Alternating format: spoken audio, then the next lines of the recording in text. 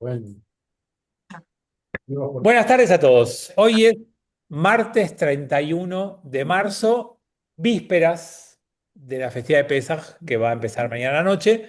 Y como ustedes saben, la lectura de la Parashá de las semanas habituales se interrumpe porque hay una Parashá elegida que se llama Hol Hamoed Pesaj. Vamos a ubicar todo eso en contexto y vamos a hablar de Pesaj. ¿Está bien? Nosotros leemos todas las semanas una parte de la Torah, una porción, se llama para allá. Y siempre van en orden, no se puede saltear en la Torah, vamos leyendo en orden. Ahora, cuando viene una festividad, ese Shabbat no se lee la para allá que continuaba, se deja para después que termine la festividad, y se eligió una para allá para ese Shabbat. Ese Shabbat tiene dos opciones, que sea Hag o que sea Hol Moed, y eso les quiero contar. La festividad de Pesaj, que es igual que la de Sukkot en esto que les voy a contar ahora, dura 7 días. Pero no son 7 días de fiesta o 7 días de festividad, vamos a admitir a la gente, sino que son primero y último día de festividad y los del medio se llaman intermedios o técnicamente Hol Amoed. Entonces, ¿por qué dura 7 días Pesaj? Porque 7 días no podés comer hametz. 7 días vas a limpiar tu casa y tenés las reflexiones de Pesaj. Pero festivo, festivo, festivo, en Israel es el primero y el último. Y los 5 del medio, intermedios. Después nos echaron de Israel y en la diáspora se duplicó todo. Cada festividad tenía un día más. No se duplicó todo. Cada festividad tenía un día más. Entonces, los 7 días de Pesaj pasaron a ser 8. Y uno y uno, festivo, pasaron a ser 2 y 2. Y te quedan 4 en el medio. dos festividades. Perdón, los primeros y los dos segundos, los dos últimos. Acabo de explicar eso. Pero no se entendió. Yo no lo entendí. No se entendió. Hablaste muy rápido, Fabián. ¿Qué es lo que no se entiende? Hablas- Yo no entendí de Rápido. 2, 4 y de 4 en el medio. 2, 2 dijiste y 4 en el medio. Eso no sé cómo se construyó. Hablaste muy rápido. Lo voy a repetir. En Sí. Israel, la festividad dura 7 días. Festivo el primero, festivo el último, 5 intermedios Jolamued. Y les dije, en la diáspora a todo se le agrega un día. Porque me corregí, dije, todo se duplica, y dije, no, no, no se duplica todo. Todo se le agrega un día. Entonces, si eran 7 días de Pesaj, son Ahora 8. son 8. Y si a todo se le agrega un día, el primero festivo ya son 2. Y el último festivo ya son 2. Porque a todos se le agrega un día. Ah, Entonces, está si bien. quedan 2 días al principio y días al final festivos, quedan 4 en el medio de Jolamuel. Dije exactamente lo mismo que antes, más lento. Sí, sí, sí. Bueno, entonces, Tenemos un día menos intermedio que en Israel. sí. Entonces, esa es la lógica de esta festividad en cuanto a días, pero lo que les quería decir para que les conté todo esto, que hay dos opciones. O que caiga la fiesta, día festivo, en Shabbat, o que caiga día intermedio en Shabbat. Jolamued. Este año es el día intermedio Shabbat. No hay Hag y Shabbat, hay Jolamued y Shabbat. Entonces, si festejás como la diáspora, si festejás como la diáspora, tu pesaje empieza el miércoles a la noche y es festivo hasta el viernes a la tarde. 2 días. De miércoles a jueves, de jueves a viernes. El viernes termina la fiesta de Pesaj, los primeros 2 días, y Y empieza ya. pegadito empieza Shabbat. Ah, 3 días de joda. O sea, weekend, fin de semana largo.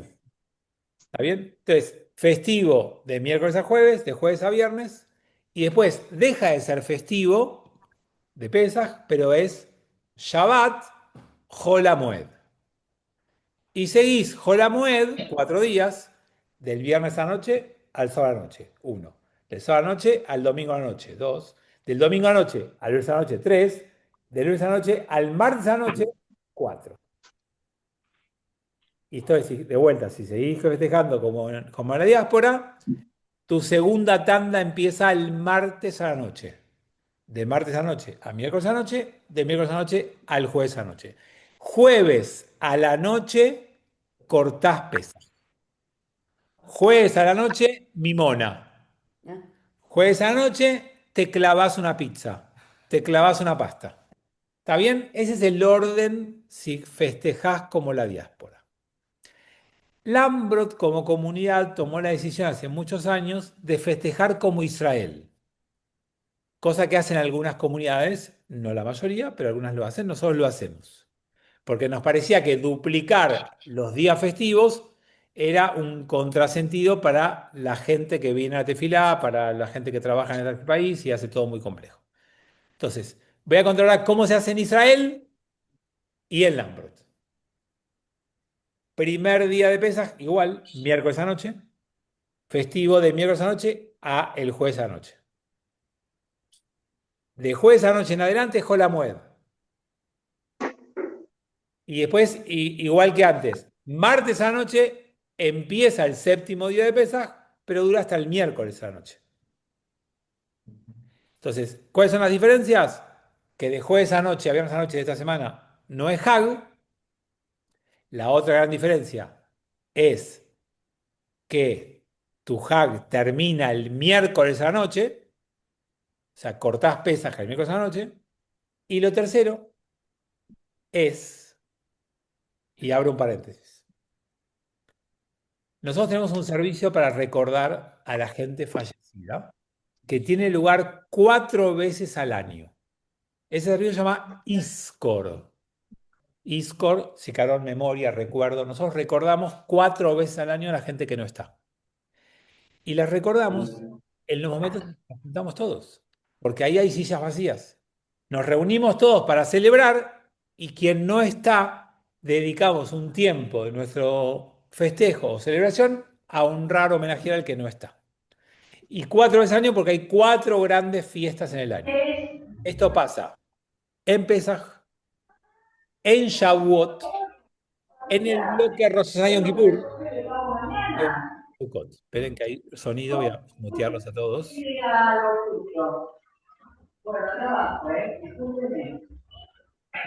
Ya está. Listo. Un segundo. Entonces, el último día de cada gran festejo lo dedicamos a Iskor. Entonces, el último día de Pesaj, en este caso, si festejás como Israel, como nosotros, es el miércoles a la mañana. Si lo haces como la diáspora, será el jueves a la mañana. Eso es Pesaj. Shavuot dura un solo día en Israel y 2 en la diáspora, así que Iskor es el mismo día. Rosh Hashanah y Yom Kippur es un bloque de 10 días y Amim Noraim. Entonces, Iskor, ¿cómo está? El último día, que es Yom Kippur. Por eso es el que ustedes conocen, Iskor de Yom Kippur.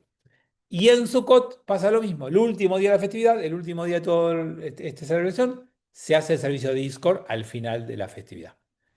Entonces, las 3 grandes diferencias que le quería marcar es el jueves, cuando cortás, o sea, el segundo día de fiesta, acá no es fiesta, cuando cortás, un día antes, y el ISCOR es un día antes. Sí, ahora sí.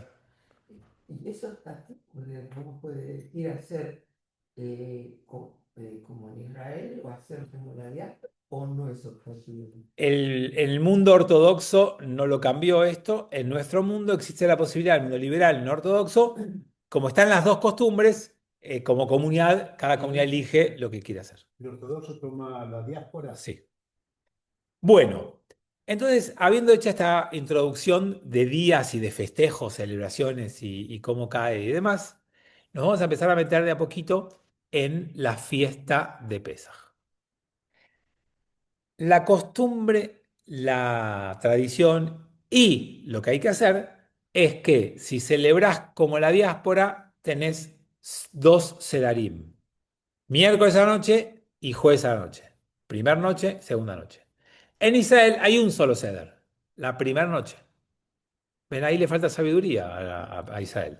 Porque ¿cómo haces para las 2 familias, la tuya y la mía? Entonces, También. Lo bueno de 2 noches es que podés ir una noche a una casa y la otra a la otra, o venir a tu casa y la otra.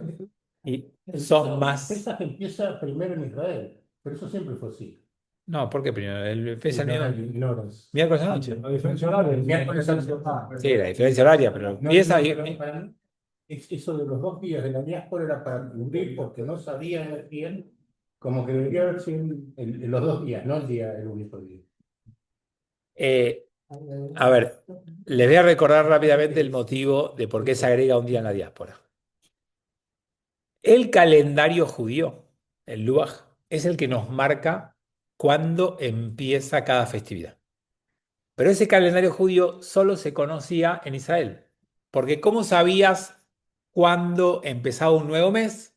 Cuando dos testigos en Israel confirmaban que habían visto un pedacito de la luna nueva. Entonces decían, empecé a ver un pedacito de luna, se toca el shofar, comienzo de mes. Entonces vos sabés qué día empieza cada mes cuando sucede. Antes no lo sabés. Y las opciones son que los meses tengan o 29 o 30. No hay otra opción. Los meses lunares, los meses judíos, son de 29 o de 30.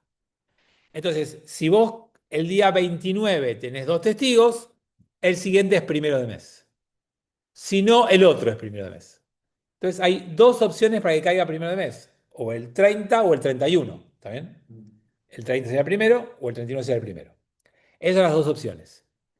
Cuando vos vivías en la diáspora, y tardaban en llegar los mensajeros para avisarte qué día había sido primero de mes, y vos Pesaj es el 15 de Nisan, había dos opciones.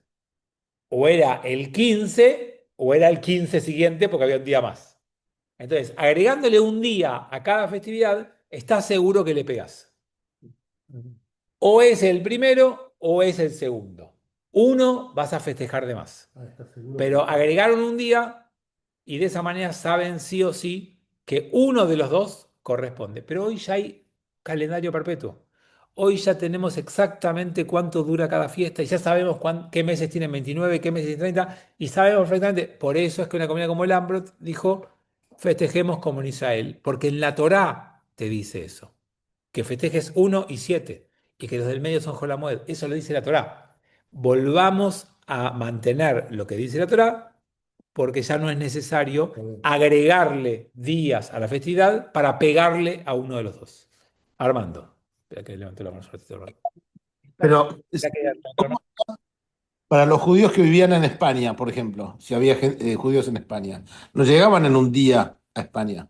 No entiendo eso, de un día después. No, Armando, tenían 15 días para llegar. Si la fiesta es el 15 de Nisan, a vos te tienen que avisar, y por eso capaz que no llegaban y tardaban un mes. Entonces, festejaban el 15 y el 16, sabiendo que el mes pasado podía haber tenido 29 o 30 días. En el mes iba a llegar la información. Entonces, haciendo las festividades con un día más, ya sabían que uno o dos le pegaban y uno le pifiaban. Y hasta que llegaba ese mes pasado, con el próximo hacían lo mismo. Pero ya sabían que el mes pasado había tenido 29 o 30 días. Bien, explicado y contado esto, que no era el tema central de hoy. Ah, vos tienes esa pregunta. Sí, Sí. personalmente. Mi papá partió el 15 de Nisan. ¿Hay alguna oración especial? Cádiz de duelo. Cádiz de duelo. Bueno, vamos a meternos un poco con la fiesta de Pesaj, ¿no? Uno dice, bueno, ¿cuándo empieza la historia de Pesaj? ¿Cuál es el inicio de la historia de Pesaj?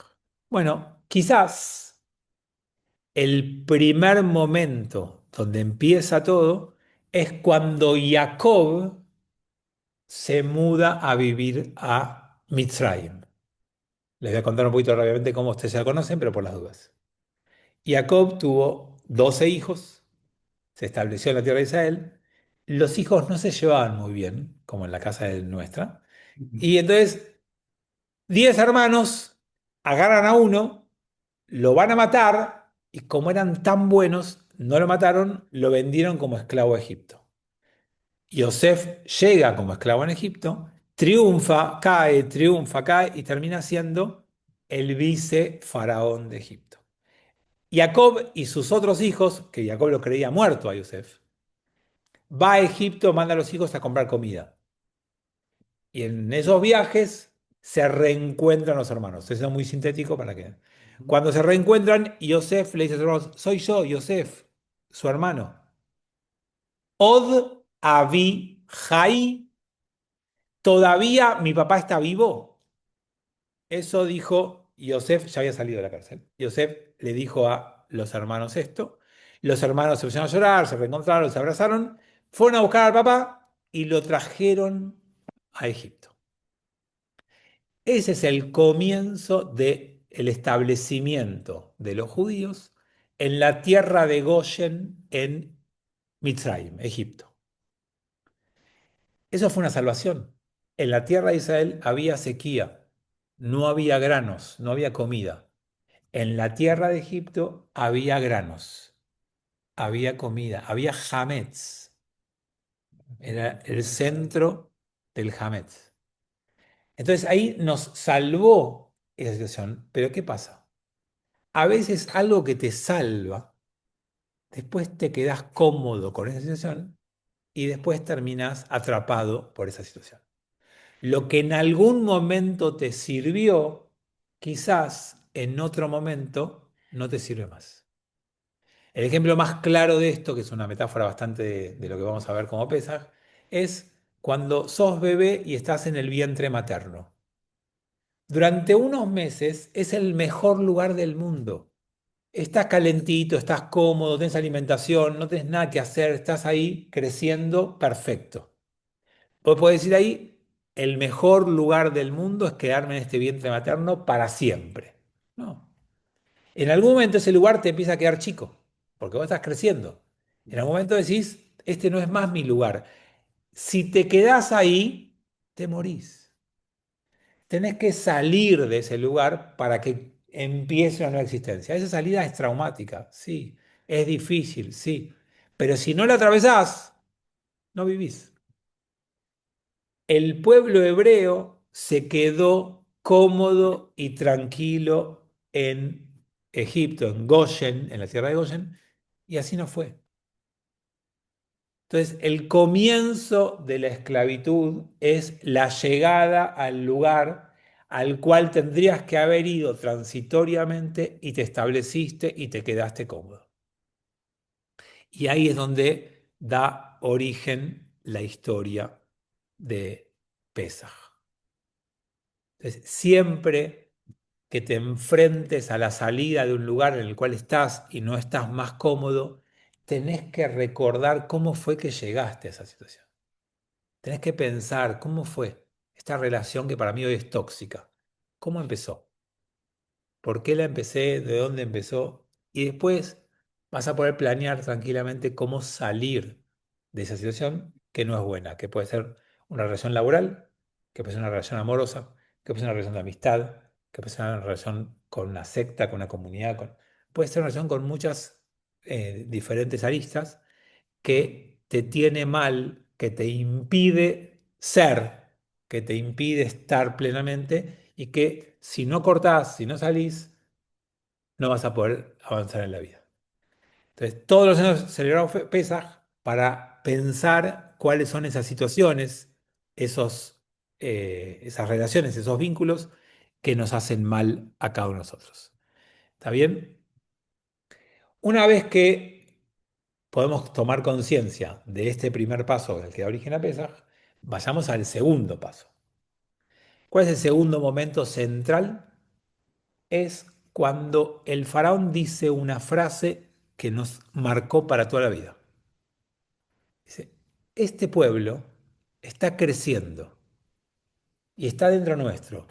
Puede unirse a nuestros enemigos y atacarnos. ¿Cuánta gente vio al pueblo judío en la historia como una amenaza potencial? ¿Cuántas veces nos pasó que nos veían y dicen, uy, mirá los judíos, mirá cómo están enriqueciéndose a costa nuestra, con nuestra plata? Mirá los judíos, qué bien que les va. Esa frase la dijo por primera vez el faraón de Egipto. Y lamentablemente no fue la última vez que dijeron esa frase sobre nosotros. Entonces, Fíjense las cosas que tiene Pesaj que nos vinculan directamente a situaciones que se mantienen o que durante nuestra historia aparecieron muchas veces. Entonces, el segundo momento de Pesaj es cuando a nosotros, que nos hemos establecido en la tierra de Egipto, por invitación y con buena predisposición de parte de Egipto, de repente nos empiezan a mirar mal y a considerarnos una amenaza. Entonces, preventivamente nos cambian las reglas. Nos esclavizan o nos hacen las leyes de Nuremberg o nos hacen cualquier situación en la historia que puedan imaginar que dicen, ¿sabes qué? A partir de ahora te pones un símbolo, a partir de ahora te usas un bonete, a partir de ahora vivís en esas paredes, un gueto. A partir de ahora, en la historia judía nos hicieron muchas veces lo que empezó siendo el segundo paso de Pesaj. Somos amenaza o nos perciben como amenaza, nos esclavizan. Tercer momento para empezar a entender esto es cuando el pueblo de Israel, después de mucho tiempo de aguantar ese yugo de la esclavitud, empieza a gritar. El texto lo utiliza como una palabra para hacer referencia a que reza, a que se queja o que grita, y que los rabinos entendieron que ahí está el próximo o el primer paso para empezar el próximo paso, que es salir. Si vos no te das cuenta que el zapato te aprieta, no vas a cambiar el zapato. Si vos no te das cuenta, no tomas conciencia que esa relación no te hace bien, tu amigo, tu mamá, tu hijo, te puede ver de afuera y decirte, no, te está haciendo daño. Pero si vos no lo ves, no sirve de nada que te lo diga. Hasta que vos no tomes conciencia, nada va a cambiar. Bueno, el siguiente paso de Pesaj es la toma de conciencia del pueblo de Israel que esa situación era intolerable. Y recién ahí aparece Dios en escena. Si no hubiera sido que el pueblo judío dio un paso, dicen los rabinos, no hubiera pasado nada. Todavía seguiríamos en Egipto. Entonces, hay toma de conciencia del pueblo, hay un rezo, un pedido, una exclamación hacia Dios, y entonces el próximo paso es imprescindible un liderazgo para salir de ese lugar. Alguien nos tiene que conducir, alguien nos tiene que sacar de ahí. Y acá es, para mí, de las genialidades del pueblo judío. Podría haber puesto un guerrero, alguien que venga a pelear contra el faraón. Podría haber puesto un orador, un encantador de serpientes, alguien que venga y te seduzca con las palabras y te diga las mejores palabras para sacarte de Egipto. Y no eligieron a ni un guerrero, ni a un millonario, ni a un orador. Eligieron a alguien cuya principal virtud era que podía cuidar a cada una de las ovejas que tenía. Era un pastor. No un pastor tipo de la competencia. Son religiosos. Era un pastor de ovejas de verdad. Entonces, sí. No es que la gente no eligió, Dios lo Dios. Eso. Dios. No, la gente no es Dios. No entendimos que lo que. No. Entonces, Dios busca a quien va a liderar y elige a alguien que tiene un perfil muy interesante. Miren qué sabemos de Moshe hasta el momento que lo eligieron. Primero sabemos que salió a pasear y que vio a un capataz egipcio pegándole a un esclavo hebreo. Intervino, defendió al esclavo y atacó al capataz. Pero él tenía pertenencia a Egipto porque vivía en la casa de la princesa y también tenía nacimiento hebreo porque él nació en la familia hebrea y los primeros años los pasó con su verdadera madre, que fue la que lo amamantó. Así que seguramente sabía que era hebreo, sabía que tenía los privilegios de un egipcio y ve a un egipcio pegándole a un hebreo y si vos tenés los beneficios de ser egipcio, mirás para el costado. ¿Cuántas veces miraste para el costado porque había un problema que vos no tenías ninguna injerencia, que a vos no te afectaba en nada? ¿Cuántas veces tenés una relación con alguien que te dice, esa persona es mala, ¿por qué estás con él? A mí no me hizo nada. O sea, hasta que no te hace algo a vos, se hace mala. O sea, no es mala porque no te lo hizo a vos. A Moshe no esperó que le pase algo malo a él. Vio a alguien sufriendo injustamente y se identificó con esa persona aunque no le convenía. Y puso en riesgo su comodidad para salvar a esa persona. Entonces tenemos, primer acto de Moshe, defiende a un hebreo. Segundo acto, se pelean dos hebreos, al otro día dice el texto. Y va y se mete. Y los separa. Y dice, ¿por qué se pelean? No se peleen. De ahí viene, si los hermanos se pelean, los devuelven los de afuera. Lo dijo Moshe. No, mentira. Pero se defendió a dos hermanos que se estaban peleando. Y se metió de vuelta. Bueno, le importa cuando uno de su pueblo está sufriendo y lo ataca uno externo. Le importa cuando dos personas de su pueblo se están peleando. Pero fíjense qué interesante. Cuando pasa eso, él los defiende y dice, ¿qué? ¿Me vas a matar como ayer mataste al egipcio? Entonces dice, uy, ya se sabe lo que yo hice, se tuvo que escapar. Y se fue a la tierra de Midian, a otro pueblo. ¿Está bien? Se fue a Uruguay. Y estando en otro pueblo, ve unos pastores que se pelean contra una mujer que tiene un ganado que está llevando al pozo de agua. Ahora son dos no judíos los que se pelean. Antes era un no judío contra un judío, se metió. Dos judíos, se metió. Dos no judíos, también se metió. Porque es una persona íntegra, que cuando hay un conflicto, cuando hay un problema, cuando hay alguien que la puede pasar mal, se mete. Entonces, miren a quién tomó como líder, más allá que cuidaba de ovejas. Alguien que no permanece indiferente frente al sufrimiento del ser humano, no de tu entorno, no de los que vos querés, no de tu familia solamente, sino alguien que frente a cualquier sufrimiento del ser humano está dispuesto a involucrarse y a poner en riesgo su comodidad, su placer, su riqueza, su lugar. Lo arriesgó. Entonces, ese es el perfil del líder que Dios encuentra para empezar el proceso de sacar a los judíos de Egipto. Y empieza este proceso con otra gran enseñanza tremenda, y ahí te dejo Armando, porque elige a una persona que no es un protagonista de una serie de Hollywood o de una película de Hollywood, porque vos mirás una película de Hollywood y los líderes, los protagonistas, son perfectos, son lindos, son inteligentes, son ricos.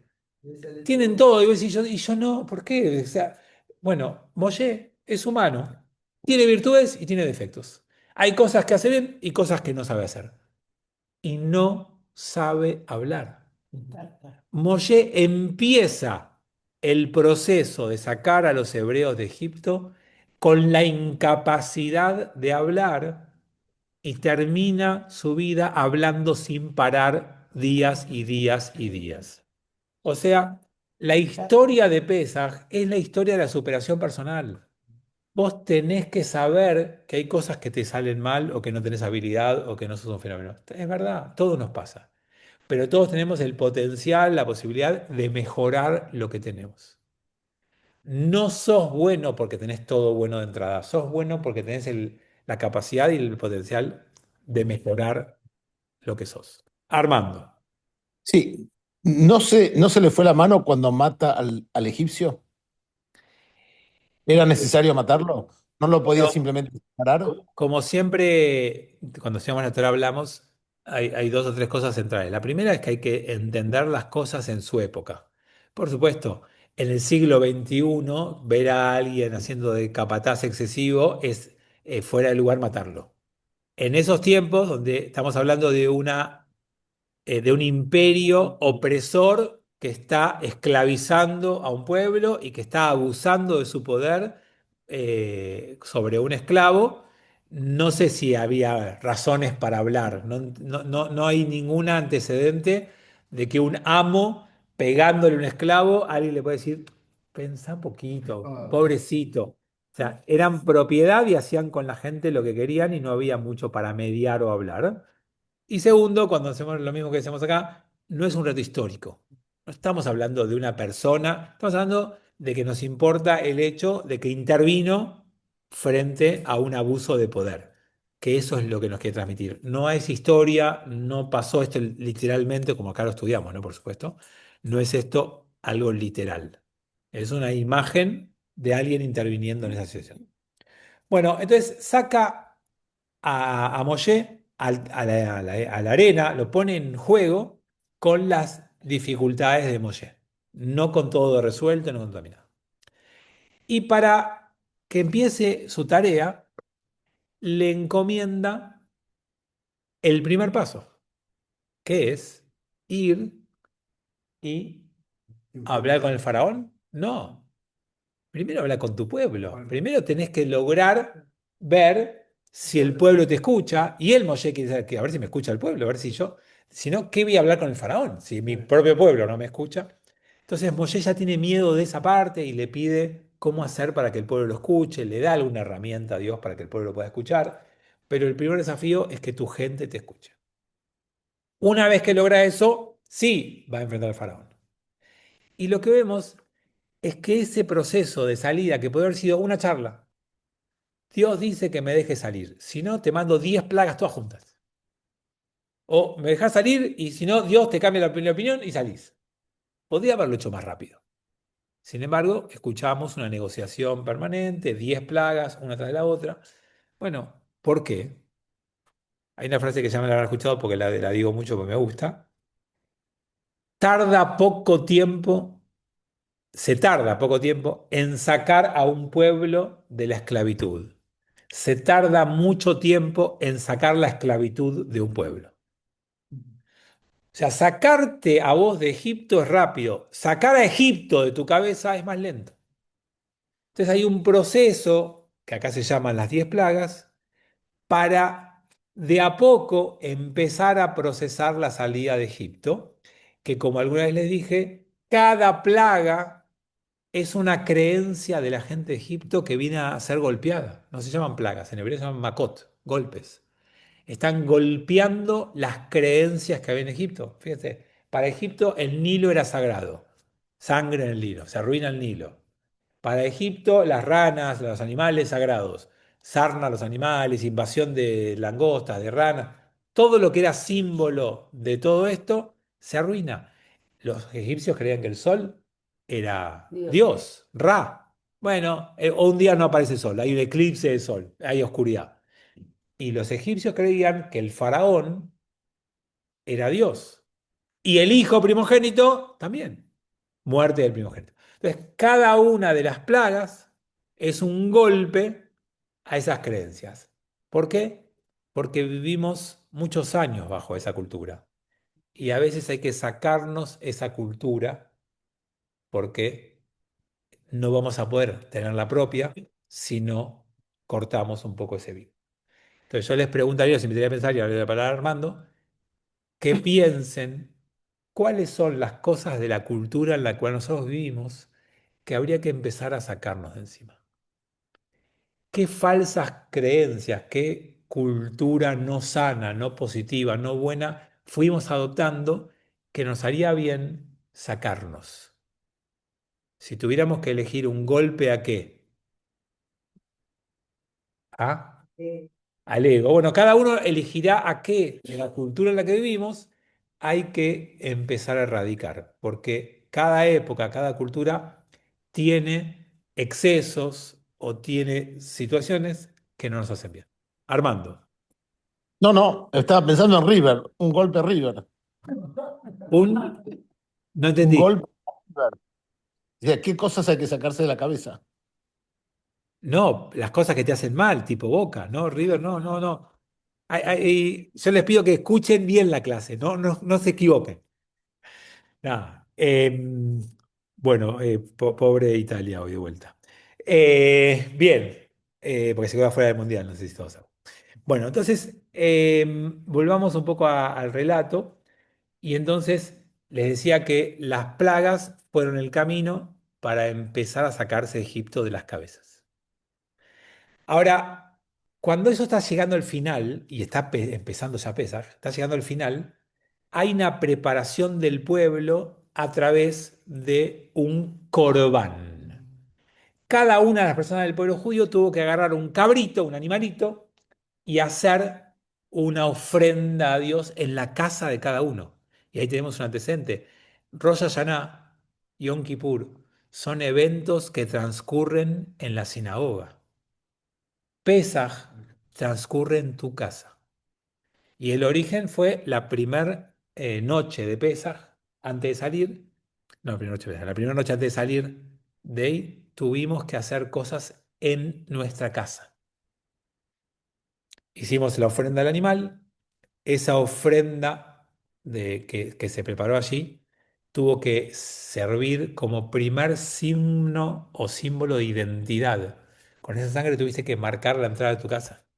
Tenés que asumir tu identidad judía. Si no, no te vas a ir a ningún lado. ¿Dónde vas a ir? Irte implica asumirte plenamente como judío.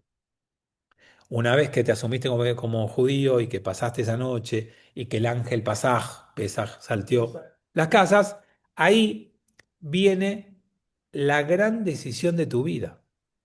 Porque yo sé que todos hablamos, ahí te dejo, Julito, todos hablamos de la salida de Egipto, las aguas, las aguas. El milagro no es abrir las aguas. El milagro es que vos estabas en una zona mal, pero acostumbrado, mal, pero conocido, mal, pero ya ambientado, y tenés que dejar todo para irte ¿a dónde? Al desierto.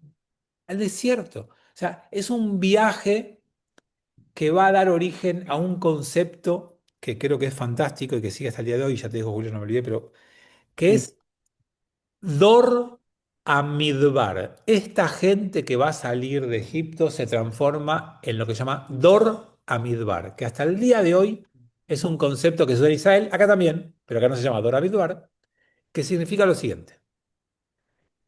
Supongamos que vos naciste en la Argentina. Hagan un ejercicio de imaginación. Todo lo que voy a decir ahora está mal, pero piénsenlo. Y justo la Argentina es un país que económicamente no va bien, que no hay seguridad jurídica, que hay mucho quilombo, mucha corrupción, y no te gusta, y vos decís, yo no quiero que mis hijos y mis nietos crezcan acá, acá no hay seguridad, van al conurbano, es un desastre. Yo quiero emigrar y me voy a ir a un país donde les voy a dar un futuro a mis hijos o a mis nietos.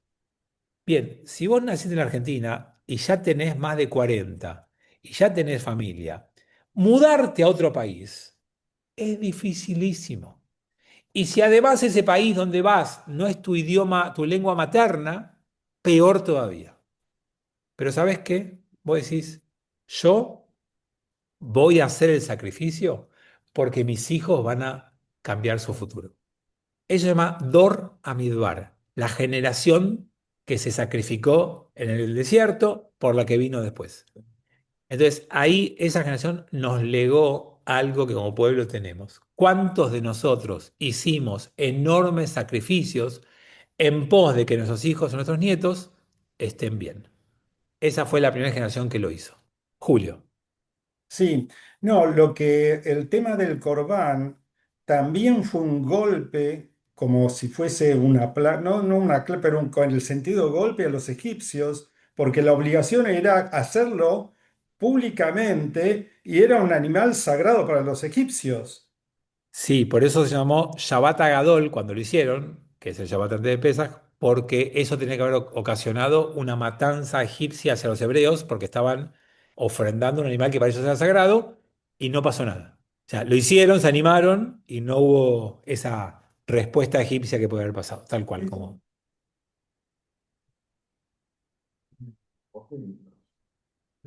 Sí. Bueno, entonces salimos a una aventura que no tenía garantía de nada. Pero somos todavía un pueblo en formación, todavía no somos un pueblo, y todavía endebles. Entonces, saliendo, nos encontramos con la primer dificultad. Nos estamos escapando, los egipcios se arrepienten, vienen con carruajes y armas, y nosotros nos encontramos con el curso de agua llamado Yamsuf, que nos impide el paso. Acuérdense que no es el Mar Rojo, que no es Yam Suf, es el Mar de los Juncos o el Mar del final, Sof, lo que va a implicar que salgamos de la esclavitud. Atravesar esas aguas va a ser el paso necesario para dejar atrás una etapa. Entonces vos también siempre tenés que saber cuál fue o cuál es tu Yam Suf.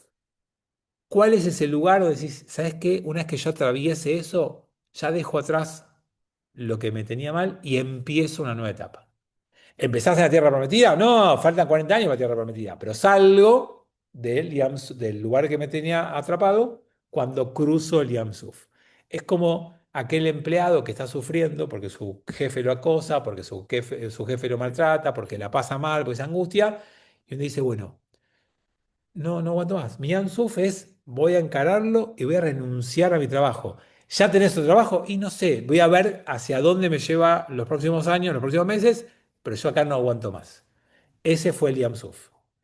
Y a veces sí, tengo una palabrada, un trabajo, y bueno, pero capaz que cuando tomás la decisión vas al jefe, renunciás y vas al otro, no, mira, ya no, ya tengo otro empleado. O sea, siempre hay un riesgo. Todo cambio, toda salida implica un riesgo, pero hay un acto simbólico que implica salir de donde estabas. Bueno, atraviesan, se abren las aguas, usted conoce la historia, y el pueblo de Israel, del otro lado, presencia un nuevo milagro, que no es más una plaga, que es que las aguas se cierran justos.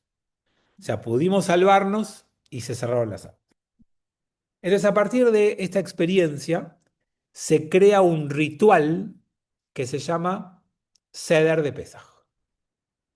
Todo esto que les conté recién hay que contarlo a todas las generaciones. Es parte de nuestra historia. Somos quienes somos porque atravesamos esas cosas y atravesamos esas cosas. Tiene sentido si las seguimos contando, si no se olvidan, si no se pierden y nos conforman en identidad y en pueblo en la medida en que somos capaces de contarla. Entonces, no sé cómo te pasó. Te muestran una foto vieja, una foto blanco y negro de hace muchos años. Hay un señor, una señora ahí medio romántica. ¿Cuánto tiempo podés mirar esa foto? 5 segundos, 10 segundos, te vas a aburrir. Ahora te dicen, ese señor que está ahí en blanco y negro es tu abuelo.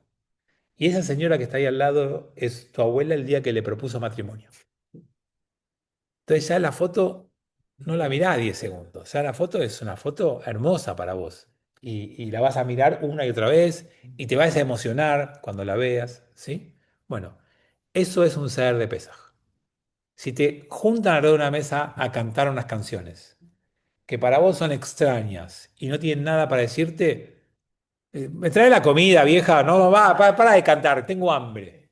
Ahora, si cuando se ponen a cantar son las canciones que vos cantás desde chiquito y te conectan con tu niñez y con tu festividad y con momentos lindos, las vas a cantar con tu cariño, con tu amor y vas a participar de un ceder de una forma mucho más activa y protagonista. Entonces, los sedarim, como la identidad, se construyen en los años. No es que un día te iluminaste, venís acá y decís, a partir de hoy hacemos el ceder de Pesaj, se sientan todos. Es una práctica que uno va sosteniendo en el tiempo y que tiene que ser inteligente en cómo hace para empezarla, porque en algún momento hay que empezarla, y después cómo hace como para cada año incrementarla un poquito, agregar un color, una imaginación, una cosa creativa, para hacerlo dinámico. Pero tenemos que lograr que participar del CEDER para el resto sea una emoción, no un peso, sea algo que te conecta positivamente, no algo que decís, ¿cuándo termina y me traen la comida? Porque ese es el desafío de que esto sea una opción de educativa y de construcción de identidad. Y después, cada paso del CEDER tiene enseñanza y sabiduría. Nada es porque sí, nada es arbitrario. Cada pequeña o gran cosa que ocurre en un CEDER tiene algo para enseñarnos. Entonces, por ejemplo, ¿no? Vos vas a empezar el ceder y vas a tener frente a vos una agadá de pesas, vas a tener una kehará puesta en la mesa, vas a tener matzot, vas a tener maror, nada, un montón, vino, un montón de elementos que hacen a tu noche, a tu ceder de pesas. Bueno, está bueno que conozcas algunas explicaciones, algún mensaje, alguna idea. Por ejemplo, si vos jugás con el tema de matzá y jalá, o matzá y lejem. ¿Cuál es la diferencia entre la matzá y el pan? Lejem es pan. ¿Cuál es la diferencia entre matzá? Que no tiene levadura. La fermentación. Los dos tienen agua y los dos tienen harina. Pero no levadura. Esa es la fermentación. Entonces, muchas veces la diferencia entre lo que está bien y está mal es muy sutil. Con los mismos elementos puedes hacer algo que esté bien o algo que esté mal. Miren el oro del becerro. Con oro hicieron el becerro y con oro hicieron el Mishkan, el tabernáculo, el templo portátil. Con el oro hicieron las dos cosas. Uno está bien, uno está mal. Con agua y harina puede ser algo que está bien o con agua y harina puede ser algo que está mal. ¿Y qué es lo que diferencia uno del otro? Que uno infla y el otro es chatito. Entonces, lo que infla es la soberbia, es la altanería, es cuando te la crees, y lo chatito es lo humilde. Entonces, puedes pensar en tu año, en qué momentos, con qué actitudes, con qué personas estuviste soberbio y cuándo pudiste recuperar tu humildad y cómo te vas a proponer este año tener más humildad y menos soberbia. Por eso hay que limpiarse todo eso que se infla. Y también puedes pensar que este es el pan de la pobreza. Lejem oni. Es el pan de de tu pobreza. Y entonces uno dice, ¿por qué comemos el pan más pobre? Nosotros en la vida, generalmente, nos llenamos de un montón de cosas que no somos nosotros. Nos ponemos cosas que nos ayudan a estar mejor externamente. Me compro una ropa, me compro un auto, me arreglo la casa. Nada está mal, pero todo esto de alguna manera me esconde. De vez en cuando hay que despojarnos de todo lo que nos fue adornando y recuperar nuestra posición más humilde. Porque vos tenés que estar bien en la opulencia y en la escasez. Cuando tenés de todo y cuando te falta. No puedes que estar bien solamente cuando tenés de todo. Entonces, una vez al año hay que despojarse de un montón de cosas y ver cómo estás. Cuando vos te pones con la matzá frente a frente, cuando vos sos matzá, no vos sos jalá, cuando sos matzá, ¿cómo estás? Entonces, es enfrentarte a tu situación de despojado y reencontrarte con ese que sos vos y poder amigarte con ese que sos vos. Y después, si tenés un montón para disfrutar, bienvenido sea. El judaísmo no hace voto de pobreza, el judaísmo no quiere que sufras, el judaísmo no quiere quitarte nada de lo que tenés. Al contrario, disfrútalo. Pero ojo, que no sos vos. Vos no sos solamente cuando tenés todo. Cuando no tengas eso que hoy tenés, tenés que ser vos también. Entonces hay un montón de imágenes de juegos que uno puede tomar con la matzá, y uno puede tomar con el maror, y uno puede tomar con el jaroset, y uno puede tomar con el zroba, uno puede tomar con beitzá, con cada uno de los puntos de Hazer, de la que hará, con cada uno de los símbolos de la mesa, y tener siempre en claro que lo que nos hizo ser el pueblo que somos no fue el líder de guerra, no fue el líder millonario, no fue el líder que nos encantó con sus palabras, es un educador. El modelo judío de héroe es un rabino, un moré, un educador. Nosotros, fíjense, decimos David Amelech. David era el rey, pero Moshe era Moshe Rabeino, nuestro rabino. No era Melech, no era guerrero, no era, era Moshe Rabeino. Y lo más interesante es que cuando vas a algún lugar, te dicen, mucho gusto, doctor Goldstein, mucho gusto, doctor, qué sé yo, Martínez, para hacer uno y uno. Y acá es mucho gusto, Moshe Rabeinu.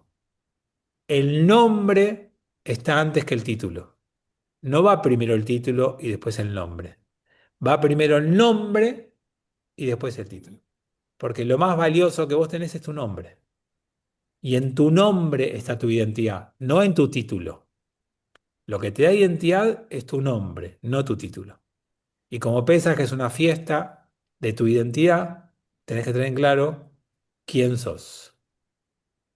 Entonces, nada, algunas cositas que ustedes pueden usar de acá para el ser de Pesaj, para recorrer esta festividad, aprovechenla, disfrútenla, está buenísima, está genial, preparen cosas lindas, si tienen invitados en la casa, preparen premios para la Ficoman, preparen cosas creativas, tengan algún tema para discutir y les voy a dar uno polémico, si quieren, de estos días, para que sea un ser polémico, si quieren. No, no, Adorni ya, fin, Adorni ya está, se hundió. No, Déjame. Israel acaba de aprobar la pena de muerte para terroristas que pongan en riesgo la vida de ciudadanos israelíes. Y es súper polémico. Muy dividida la votación, ¿eh? Muy dividida la votación, muy dividida la población y muy polémico. Si tienen invitados adultos y si hay clima de polémica o sin pelearse, sin nada, es un lindo tema para hablar de lo que está pasando hoy. O por supuesto también de hacia dónde va la guerra, estrategias o no, o qué nos pasa a los judíos en función de lo que está pasando en Irán y demás. Pero bueno, siempre está bueno que la cena, que la mesa nos haga pensar y nos haga crecer. No lleves ningún tema para tener razón. Lleva temas para escuchar otras opiniones. Y si escuchás cosas que no coinciden con vos, mejor, porque así aprendés. Si escuchás solamente lo que vos querés decir, no aprendés nada. Así que está bueno que te lleves eso. ¿Por qué para todo el mundo es fundamental el gefilte fish? No, bueno. Los saludo, que tengan Hag Sameach. No, el martes que viene no tenemos porque hay Ser de Pesaj, el séptimo día de Pesaj, y hay Ser de Pesaj, así que nos vemos el otro. ¿Está bien? Es Hag, ¿se acuerdan del séptimo día? Es Hag en todas las cuentas. En la de Diáspora y en la de Israel. Chau, chau. Axamea, gracias. Considero que